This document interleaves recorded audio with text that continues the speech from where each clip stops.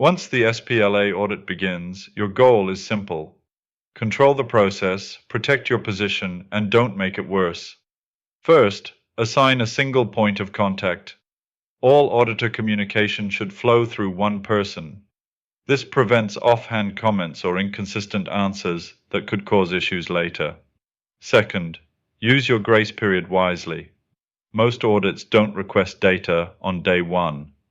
That gives you time to clean up access rights, document exceptions, or fix reporting errors that could otherwise get flagged.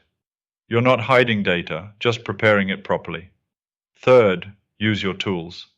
If you already have accurate usage reports or asset inventories, ask if the auditor will accept them instead of running their scripts.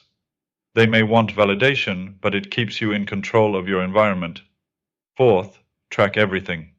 Log what data you send, when you sent it, and what was requested.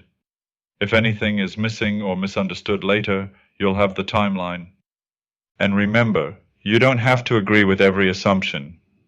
Ask for clarification, challenge scope creep, and push back professionally when needed. Treat the audit like a negotiation in progress. Everything you do now affects how the next phase will play out.